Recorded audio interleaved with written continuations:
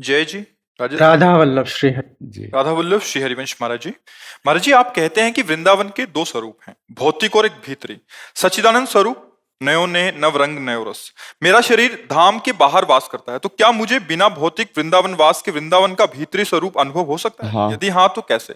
नाम जप करो, वृंदावन ब्रज 84 कोस की रज ले जाओ, जैसे गिरिराज जी की परिक्रमा, वृंदावन की कहीं की भी रज, वो सब भगवत स्वरूप। रोज स्नान के बाद रज लगाओ शरीर में, और ठाकुर का चरणामृत, बिहारी जी, राधा वल्लभ एकत्रित कर लो। हम मांगो जाके तुम रोज एक ढक्कन चरणामृत, और खूब नाम जप करते रहो, और अंदर से भाव करो कि वृंदावन धाम हमारा जीवन, हमारा प्राण है।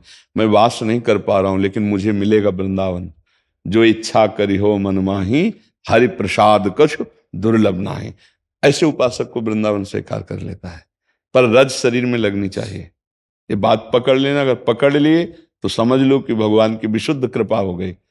नहीं तो केवल सुनने मात्र से बात नहीं बनती, सुन के उसको आचरण में। रोज वृंदावन की शरीर में रज लगावे, चरणामृत पिए। चरणामृत बहुत सामर्थ्यशाली है, समझ नहीं पा रहे लोग। अकाल मृत्यु हरणम सर्वव्याधि विनाशनम, श्री कृष्ण पादोदकम पीत्वा पुनर्जन्म न विद्यते। रोज चरणामृत पान करने वाला भगवत प्राप्त हो जाएगा। नाम जप क्या भगवान का अमृत है, नामामृत, चरणामृत। और ये जो रज है, चरण रज, ये बड़े बड़े महापुरुषों की है, बड़े बड़े प्रेमियों के आंसुओं से भींगी हुई रज है। यहाँ सब प्रेमी जन ही हुए हैं। कोई विरहाग्नि से अश्रु प्रवाह, कोई आनंद में प्रफुल्लित होकर अश्रु प्रवाह, और महापुरुषों की चरण रज और प्रिया प्रीतम खेलते हैं इसी रज में। तो वो रज हमारे शरीर से लगी हुई, और जिह्वा में राधा राधा राधा, और आश्रय कि मुझे जरूर वृंदावन मिलेगा। आशा, ये आशा पक्की, तो चाहे जहां शरीर छोड़े वो वृंदावन को प्राप्त होगा। और कभी कभी जब समय मिले तो आ जाया करो वृंदावन, दर्शन कर गए और अपने सीसी कैमरा में भर ले गए, और रोज आ जाया करो। कैसे? भाव से। मान लो आधा घंटा सुबह सुबह उठ के बैठे, अब हम वृंदावन पहुंचे, परिक्रमा मार्ग को प्रणाम किया, पूरी परिक्रमा दी, अब यमुना जी में आचमन किया, अब बिहारी जी के दर्शन करने, 10-15 मिनट में पूरा सब हो जाएगा। रोज परिक्रमा हो जाएगी, रोज दर्शन हो जाएगा। और अमुक जगह गए, फिर उनके संत को प्रणाम किया, फिर वो हमारी तरफ देखे, फिर पूरा मन से जैसे।